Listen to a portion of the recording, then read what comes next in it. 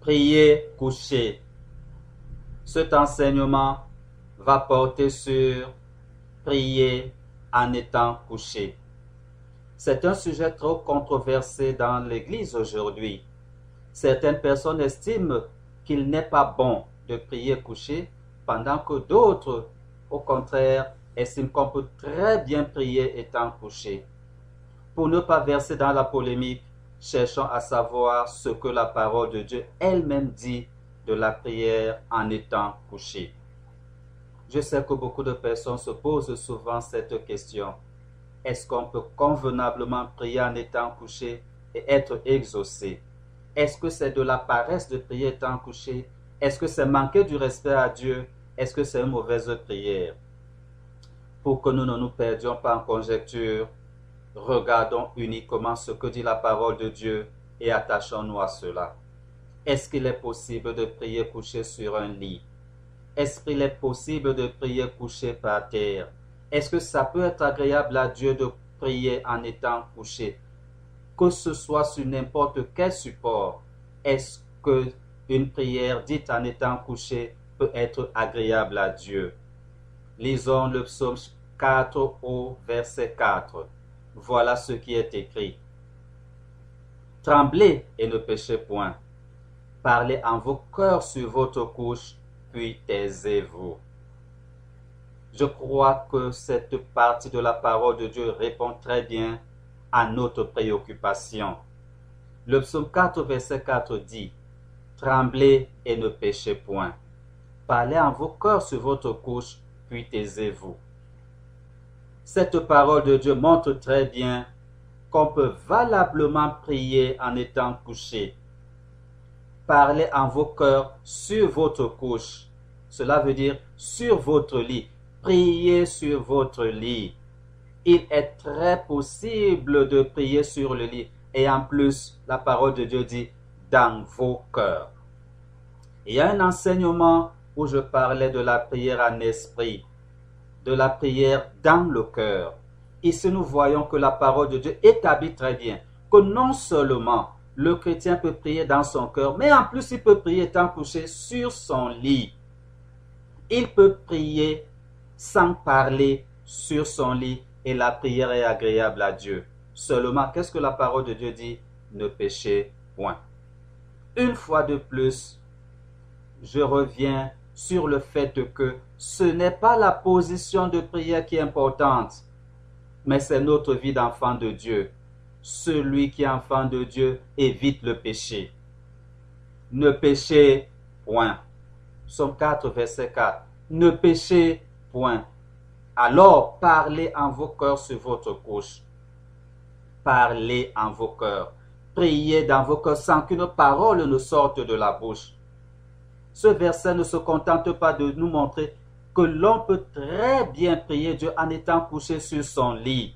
Cette prière peut très bien être agréable à Dieu si nous sommes enfants de Dieu, si nous évitons le péché.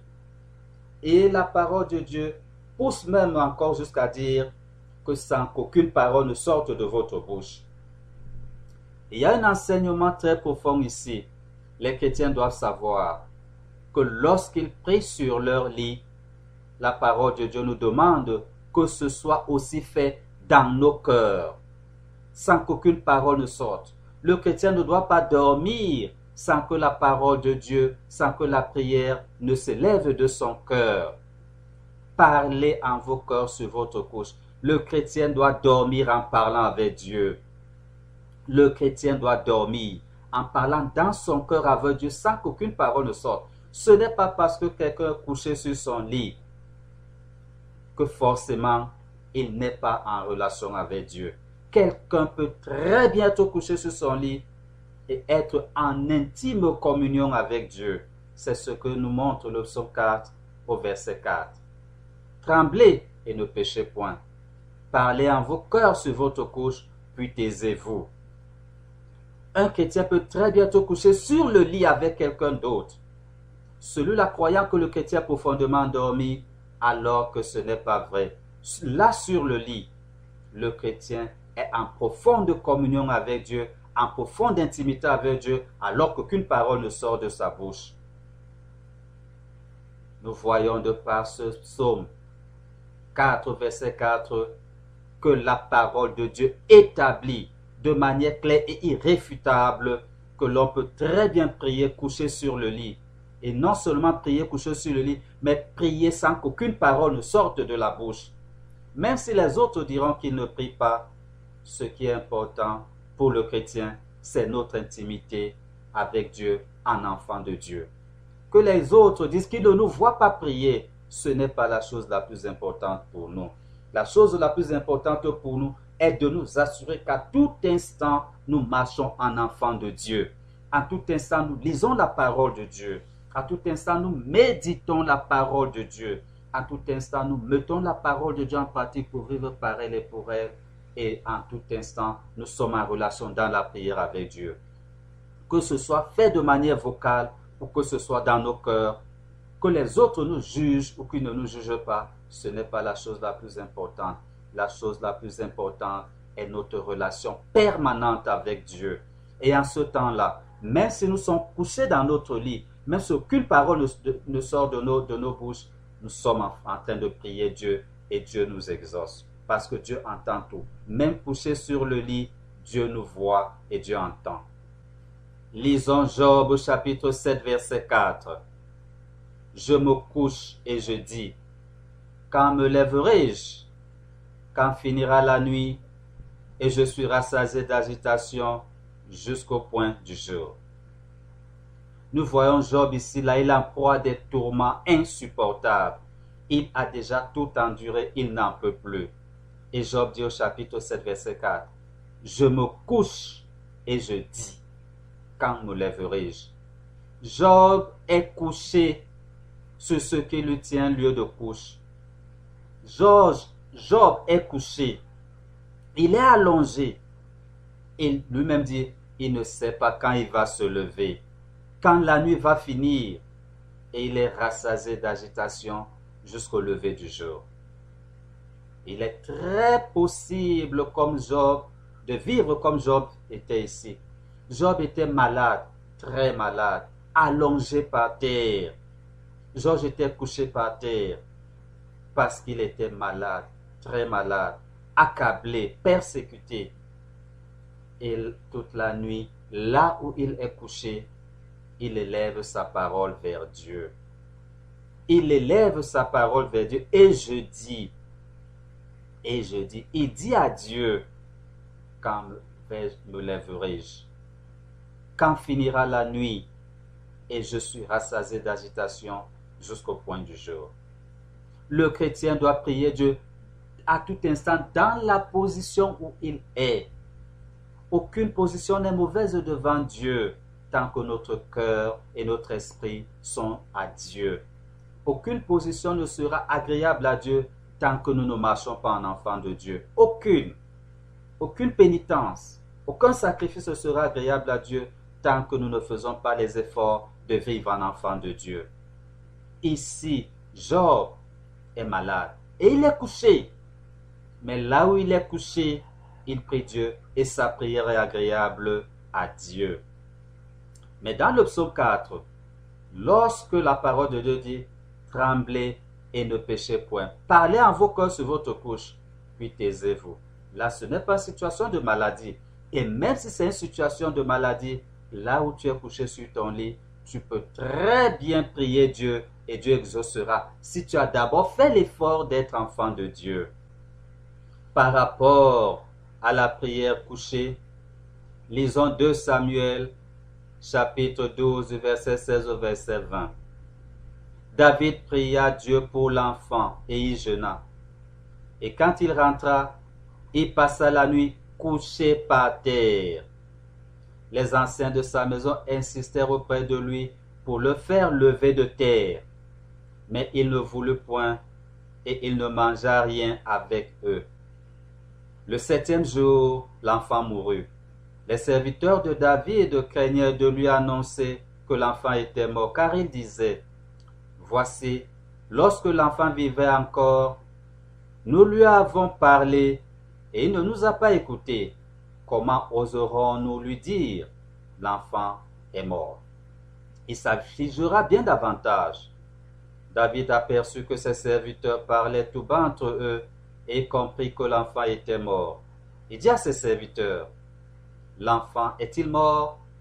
Ils répondirent, il est mort. Alors David se leva de terre, il se leva, soignit et changea de vêtements.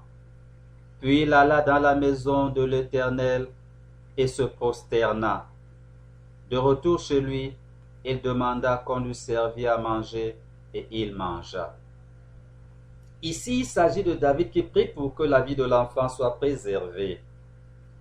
L'enfant de David est malade et David sait que cet enfant mourra. Il sait que cet enfant risque la mort, mais il se dit, je prierai l'Éternel mon Dieu et peut-être qu'il m'exaucera. David, ici, ne se met pas à genoux. David se couche par terre. David se couche par terre et il jeûne. Dans ce jeûne-là, David est couché par terre et c'est là dans cette position que David prie, étant couché par terre. David n'est pas dans cette position un jour. David n'est pas dans cette position couché par terre et priant et jeûnant 2 jours. Il est dans cette position 7 jours durant. Mais au bout de ces 7 jours, l'enfant meurt quand même. Parce que c'était la volonté de Dieu. Ce n'est pas parce que la prière de David n'était pas agréable à Dieu. C'est parce que Dieu avait sa disposition que cet enfant devait mourir. Cet enfant devait mourir. La disposition de Dieu était au-dessus de la prière de David. C'est pourquoi l'enfant meurt. On demande à David de se lever, il ne se lève pas. Parce que les anciens disent qu'ils ont voulu le faire lever de terre. Pourquoi est-ce que David s'humilie ainsi dans la prière au point de se coucher par terre, de s'asseoir par terre? David ne montrait que devant Dieu l'humilité qu'il a, l'abaissement qu'il a, l'affliction qu'il a dans son âme. C'était ça qui transparaissait dans cette position de prière. Lorsqu'une position de prière vient du fond de l'être, du fond de l'âme, du fond de notre adoration à Dieu, du fond de notre soumission à Dieu, cette position de prière est agréable à Dieu. L'enseignement essayait de démontrer s'il est possible de prier étant couché sur un lit ou couché par terre. Ces exemples de paroles de Dieu que nous avons pris nous montrent que c'est l'âme de l'individu, c'est l'esprit de l'individu soumis à Dieu que Dieu veut d'abord. Et qu'après cela, la prière peut très bien être faite étant couché et agréable à Dieu. Couché sur un lit, couché par terre, assis par terre, toutes ces positions-là seront donc inspirées par l'Esprit de Dieu lui-même parce que nous sommes enfants de Dieu.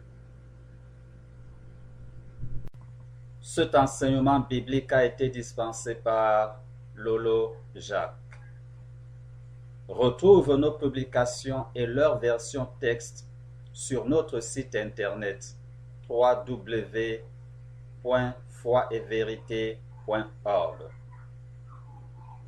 Abonne-toi pour recevoir nos publications dès leur sortie.